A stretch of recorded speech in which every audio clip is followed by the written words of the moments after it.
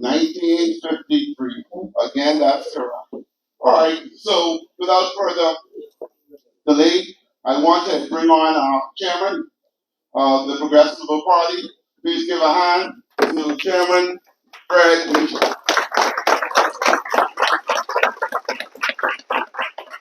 So this doesn't work.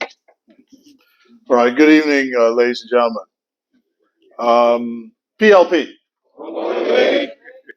PLP. PLP. Amen. You got it right.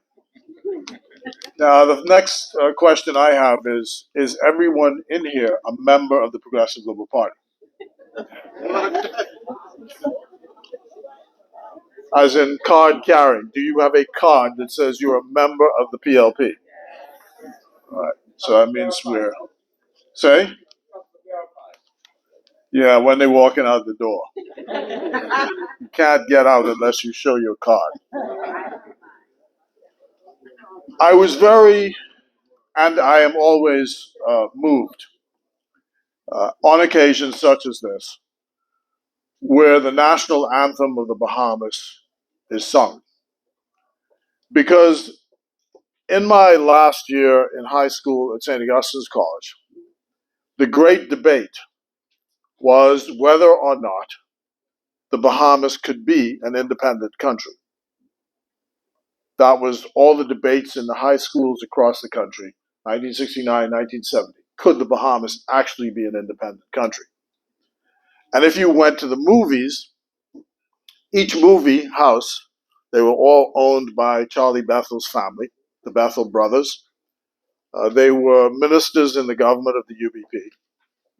And if you went to the movies all started with a playing of our then national anthem, which was God Save the Queen. And you all stood up, and the screen would open before the movie started. So I didn't quite appreciate what a sea change this was for some people until I went to Long Island. Obie Wishcombe and myself I was then the NGC member for South Long Island, or Clarence Town constituency as it was then known. And we went to a school in Salt Pond where we were holding elections for branches in Clarence Town. And the MC said, this is 1977 now, the MP said, let's sing the national anthem.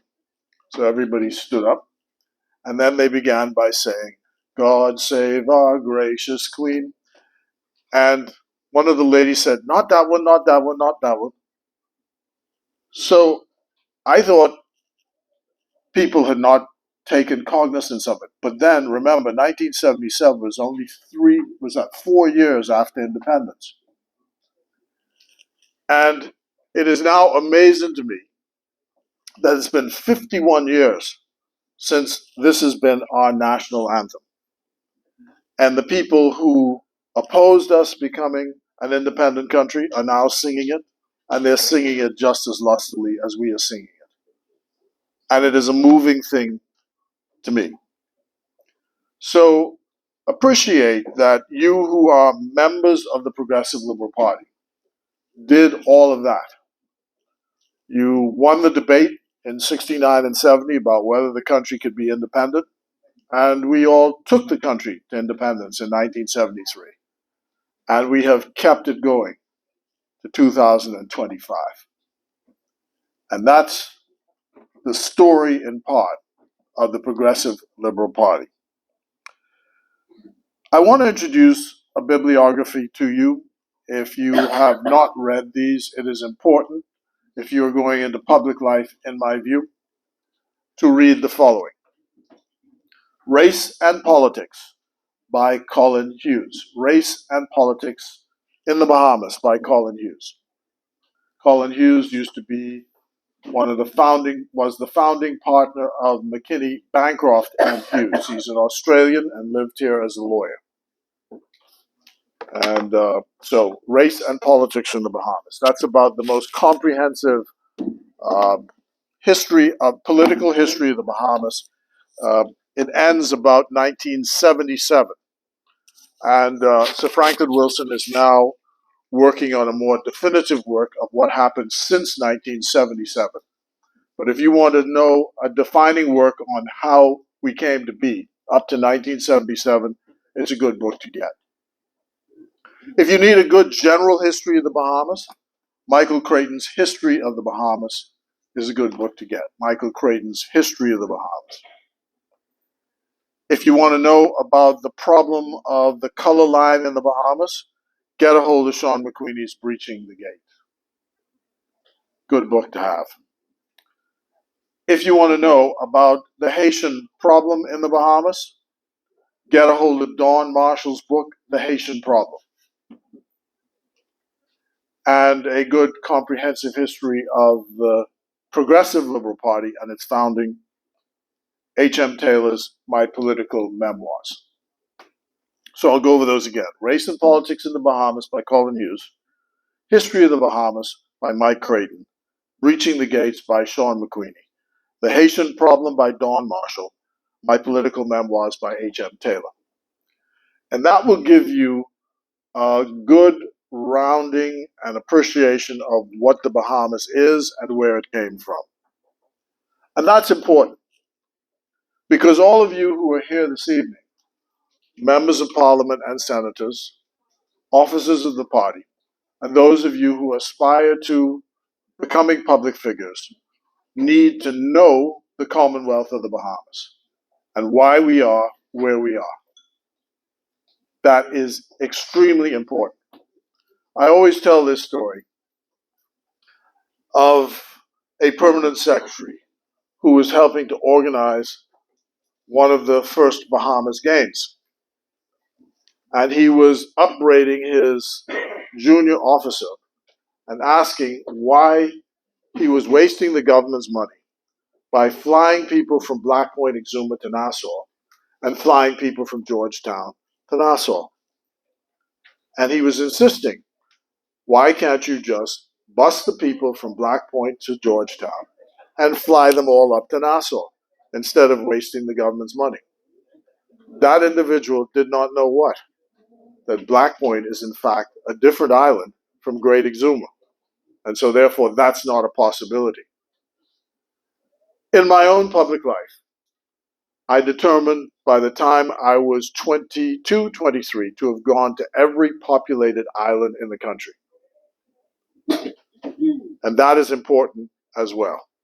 Because when you become a member of parliament or a senator, Arthur Hanna says, that is just an administrative constitutional device to elect people to office. We could have chosen to go by proportional representation, which works in places where there are ethnic difficulties and you need a sharing. But we have a first past the post system and a constituency-based system. But you are in fact, as a member of parliament or a senator, you are in fact a representative of the Commonwealth of the Bahamas. So you're making decisions for the whole country, not just for your individual constituency.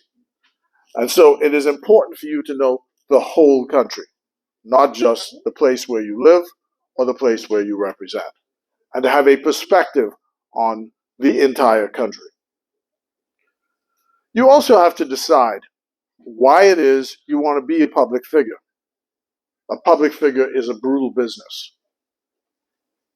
And it is so brutal that family, friends, all the rest of that, you have to learn to distinguish yourself from them and make decisions which are objective in nature and not parochial or subjective in nature.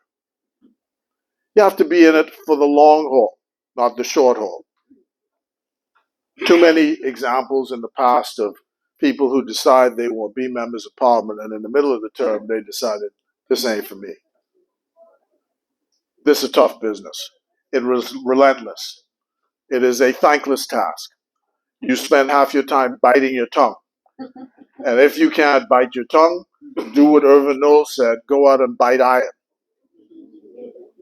Because you find half the time people you campaigned with, people who are your allies, may not believe the same things you believe when it comes right down to making the policy choices.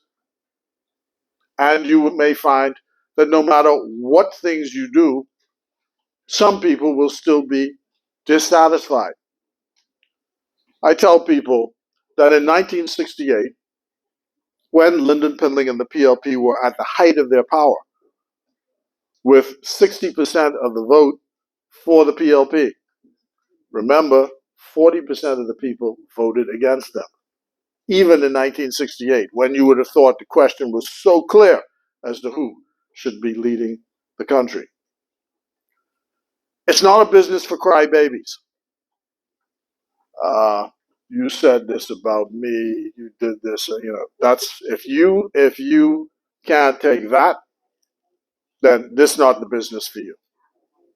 You have to have a hide like a crocodile or a rhino, which means that you know people will say all kinds of things and come at you in all kinds of ways, but you have to maintain your equilibrium through it all and learn when it is necessary to respond in a particular way and not to respond. Now, that doesn't mean you have to be quiet because there's something called black ops. So it doesn't have to be your voice who answers, right? You could find other mechanisms to deal with how to deal with people who mess with you. And I say that too also about not holding grudges as public figures. There's a story I often tell. In 1974, I began my journalism career at the Bahamas Information Services. There was a newspaper that was extant at the time called Friday Morning Mail. This was owned by Sir Arlington Butler, now deceased former speaker, and P. Anthony White, who's a well-known journalist, also now deceased. The irony I always think is he's buried. He was implacably opposed to Sir Lynden Pindling, but he's buried in St. Agnes graveyard right across the way from him. So this newspaper was the equivalent of the Punch in the 1970s. So I get to work one morning because I'm doing a column for the party's newspaper called the Herald. And I open the newspaper, and there is a double-page spread about me and my sexual life. News to me. I was quite an active person by these newspapers. I wish I was so happy and so adept. But there was my picture. I'm 23 or 24 years old, and I'm shocked out of my mind. What am I going to do with this newspaper that's actually trying every effort to destroy my character? A couple of days later, I'm walking to the House of Assembly, and Lynden Pindling is coming from the Cabinet Office over to the House. Arlington Butler, who's the Speaker, is coming from the next direction. Remember, he's the author of the newspaper. And Pindling is staring at him, and he's staring at Pindling. And Pindling says, Ali says to Pindling, "Have you got a problem?" And Pindling says, "Well, it looks like you got a problem," pointing at me. That passed. We all went in the House of Assembly. So fast forward now, maybe 30, 40 years later, I'm the Minister for Immigration. And the phone rings downstairs, and they say, "It's Sir Arlington Butler on the phone." They say Arlington Butler, or these young people today, they say, "There's a man down here named Arlington Butler, and he wants to see you." So I say, "Who Arlington Butler? You mean who used to be the Speaker of the House?" And they pause, they ask him. "Yeah, that's him." I said, "Well, okay, send him straight up." So he comes up. At this point, he's had a debilitating stroke. And he sits down in the chair opposite me in my office. And he says, "I have come to you because I need you to approve, as Minister for Immigration, the work permit for my caregiver. She is Jamaican. She's already in the country. And they tell me that the rule is that you cannot apply for a work permit unless you're out of the country. And the only person who can waive that rule is you as the minister. And my mind flashed back to that. And I said to myself, could this man have ever imagined 40 years ago or 30 years ago that that thing would ever eventuate in life? But it's no problem to me. I mean, my view is you do what you can do to help people, and that's it. So I don't dwell on that. But I say that as a general application in two ways. One is not to hold grudges, and secondly, to remember that you have to treat people with respect, no matter their age or whatever description they are, but you have to treat them with respect. So that's that story. The other point I'd like you to consider is your finances. One of the experiences we had as a candidates committee, the last time I was on the candidates committee, was every potential candidate was asked the question, do you have money to run your campaign? And every person, to a man or woman, said, absolutely. No problem with money. Only to find out, of course, that it was a big problem, because even though the party supplies money for your campaign, it's money in the general. So flyers, caps, t-shirts. And you can never have enough t-shirts. I'm telling you that right now. Never have enough. And some of the biggest fights in your headquarters will be over, I didn't get a t-shirt. All right? So expect that. So your finances have to be in a position to support this and to support public life, because it's a very expensive business. You will be asked all kinds of things to pay for the repair of roofs, to get a new stove, to get a new fridge. The best one I got was, I'm on some mission overseas. I get a text message which says, can you please come and take me to the wash house so I can wash my clothes?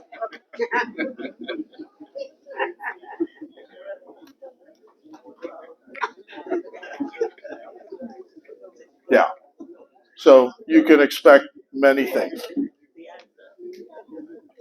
Well, fortunately, I was out of the country, so I had an easy answer. I said, I'm away. I'll get back to you later. So finances are important. And even though you may think you've got a lot of money, you can exhaust your finances if you are appreciative of what is personal and what is public. Harold Longley, who was the first Bahamian manager of Royal Bank of Canada main branch, when I came back from university and I told him I was going into political life, public life, he said to me, be warned, do not sign notes for anyone. Because no matter what they tell you about they can pay and all the rest of it, they essentially believe that when you sign, it is a gift to them. So do not do it. And he says, here's the bargain, I'll strike with you. Whenever somebody comes to you and tells you that, you tell them you have to speak to your banker. And I, the banker, will tell them, sorry, he can't afford to do it. So you have someone who is a buffer between you and those who make those requests. And this is also a convenient point to also raise this issue. One of the reasons why, as public figures, we travel with an aide is always to have a buffer between you and the constituent. So you're not getting in rows, or if you go to public functions, you're not getting a hassle with public officials who are treating you in a particular way. And the country has a disdain for public figures. People take a delight in insulting you. That happens all the time, and particularly if they're politically opposed to you. So you have to get used to the idea that you're not going to be welcomed everywhere. and used to the idea of how to respond to this stuff so it doesn't become a public issue for you. Shaquille O'Neal, who is a well-known basketball player now retired, tells a story of his first paycheck on bonus when he became a basketball player in the NBA. And he said that he got this big check, what he considered a big check. You know, he's now worth 20 times that or 100 times that now. But they gave him a check for $1 million. And this was more money he'd ever seen in his life. So he said he went out straight away and bought himself a brand new Mercedes-Benz. And when he got the Mercedes-Benz, he got a call from his mother, and his mother said, well, what about one for me? So he went and bought one for her. And then Dad came and said, well, where's mine? So he went and bought one for her, him. And then a cousin said, well, I have a problem. I need a house. So he went and bought a house for the cousin. And then he said, a couple of days later, the phone rings, and it's his lawyer on the phone, and the lawyer says, the bank has just called and says your account is in overdraft. So just like that, the money is gone. If you're not careful to marshal your resources so that what is yours, and what is public is public. And no matter what the temptation, not to allow one to stray into the next. And certainly not to borrow from the public for your own private use. Be very, very careful about that. But about money, there's a man named Cedric Moss who told me a story early in my career as well. He's a pastor. And he was saying that public figures they need money and resources to get things done. And either you have the money yourself, or you have allies and friends who can supply it for you. So when he told me that story, he told me the story of Jesus. And he said, how do you think Jesus used to get around, all those things that he did? He had friends who provided resources for him to get from one place to the next and supplied him. And the one example he gave was that of the Palm Sunday demonstration, where he said, you two fellas, go down and you talk to those two men and tell them that I have need of this. And tell them to leave the animal outside the gate and and you prepare that for me. And that was set up, and Jesus was able to stage his largest demonstration, which was the week before the Passover. So you, as public figures, if you're going into public life, either as a senator or on boards or member parliament, have to develop relationships. And that's another reason why I say across the country. So if I wanted to go to Inagua today, I know at least half a dozen families in Inagua, people in Inagua I can call and say, I'm coming down to Matthewtown tomorrow. Could you do X, Y, and Z for me? And that's very important. Same thing in Grand Bahama. There's a quiz I often give the kids when I go to speak to them in the primary school. And I'll say, if I say Knowles, where does that family come from? And if I say Mullings, where does that family come from? You don't know. North Long Island, North Andros, right? North Andros. And if I say Forbes, where does that family come from? South Andros, right? If I say Lang, where does that family come from? Abaco on one side, Crown Haven, yeah, and then East Grand Bahama, okay? Hannah. Everybody knows that one. Yeah. But in New Providence, if I said Ramming, where do they come from? Yeah, got it. Y'all are good. But you see the point I'm making. Yeah. And if I say Pinder, where do they come from?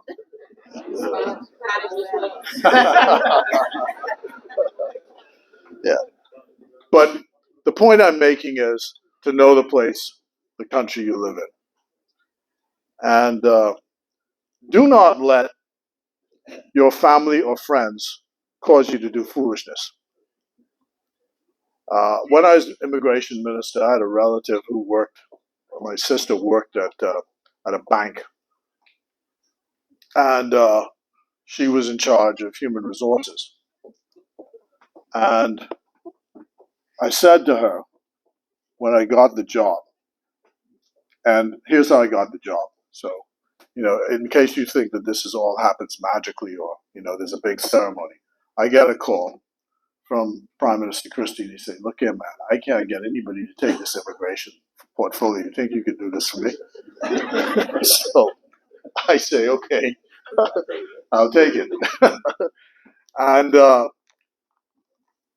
so I said to her, as long as you're the human resources manager of PICTE, I will not be making any decisions about immigration with regard to the bank. So anytime any decision had to be made with regard to that, the acting minister did it, or it was just deferred to the prime minister or to the director of immigration. Because I did not want it said that because my sister was running the bank, that I was giving work permits to people. And you have to make, in your public life, you have to make judgments of that kind all the time. And sometimes your relatives don't understand either. They come to you and say, could you do this? Could you do that? No, I can't. I can't. Sorry, I can't. And that's something you'll have to learn many times. You just cannot do it. Because as you see in this public atmosphere we live in, everything is a lightning rod.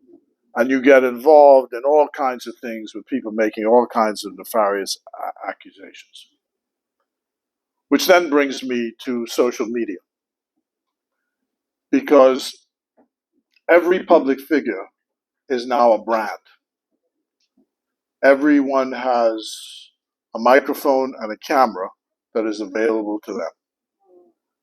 I saw a fellow 2 nights ago release something, a 5-minute and 11-second video, making some accusations about the Minister of Labor. And he was like, Don Lemon on CNN, But absolute rubbish, completely false. But everyone has that platform available to them. And if you're not competing in that theater, nature abhors a vacuum. So if you don't have a countervailing message, people in this dispensation believe what the other side says. So unfortunately, that's the way it is. I was just speaking to Kirk Cornish there about North Abaco because I see where Darren Henfield, the former member of Parliament, is now going around visiting the schools in Abaco. I hope that helps. And then I saw Cartwright and Pintard in the straw market. I think they know what straw is. Right. But there's pictures and cameras and all the rest of it, and it makes it look as if there's a lot of activity going on. So you will have to adopt your own brand, and you'll have to defend that brand, and you'll have to make sure, remember, you're responsible for your image. So Sidney Poitier told me this. We were going around, and I thought he's a bit corny. But every time he sees, these people walk up to him, and they would always say, "Oh, Mr. Poitier, how are you? This and that." And he'd say, "My dear, how are you?" And "Great to see you." And little child would be there, and he'd say, "Is that your mother? Your beautiful mother. Isn't she special, right?" And I'm going, it just sounded so corny. So I asked him about this afterwards, and he said, "Look, the image that caused me to be successful as an actor is that very image. So when someone sees me, that's the image which they expect. That helps me make my living. So what I do is, anybody that I meet, I make sure that when they go away, that image is reinforced in their minds. So once you have a brand, you defend the brand and defend the image. And he said, I don't know why my image developed the way it did. I can't define the image for you, but I know it when I see it. And if something is off the rails, I will stop it. So, for example, one of the decisions he took in his life was never to do advertising because he didn't want to be associated in any way with any kind of commercialization of his image. And he defended that to his death and probably lost a lot of money as a result of it. But he said, that's my image, and that's what I'm going to defend. So those are some of the general things I wanted to say tonight to you, that you are embarking. My colleagues who are sitting in the front are already on the front row, in the front line. Those of you who are embarking on this journey, it's an exciting journey. There's nothing, to me, more compelling in this country than to be a politician and a public figure. Nothing. I can think of nothing more intellectually challenging, more compelling than that as a job. The problem is that too many people feel, and this is why we suffer sometimes as in the trade union movement and other areas of life, too many people feel that you can just roll out of bed and become a public figure and a politician. And that's not the case. You need to prepare yourself for this very important journey. Because governing a country is serious business. And it takes all of your faculties to get it done. And you've seen over the past years, since 2021, all the slings and arrows of outrageous fortune that come up against you. And you're like Hamlet going, to be or not to be. Do I do this or do I do that? And sometimes you want to throw in the towel. But remember that politics, I said this to many of these members of parliament who called me up with that, I'm out, and I say, well, you just reach here, what you talking about? You're here for the long term, right? And, there's a way to deal with everything in the long term. Once you remember that you're here, if you go into public life, you're here for a generation. You're supposed to be here for 30 years and then retire. And that's the way it is. Say? It's 8 years. Yeah. Oh, sorry. He says, my lawyer says you only need 8 years. So you all could fetch for 8 years, right? And remember, the pension is contributory. The public thinks that the government is just giving you money. It's a contributory pension, so it's your money that's being saved. And as I end, I would say this, that the other thing that you should read, which I left out, is the Constitution of the Commonwealth of the Bahamas. You need to know the Constitution, know the rules. So my last question is, when does the mandate from 2021 expire? Or put another way, when is the next general election due?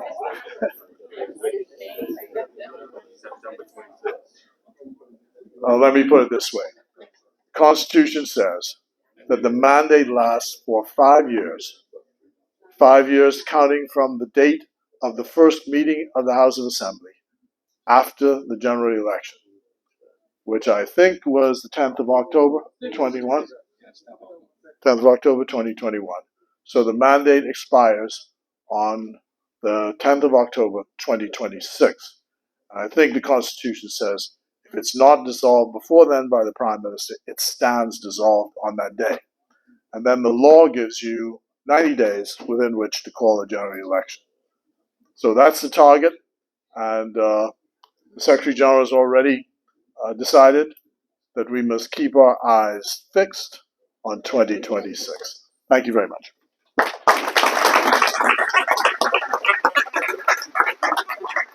Thank you very much, Mr. Chairman. One of the things that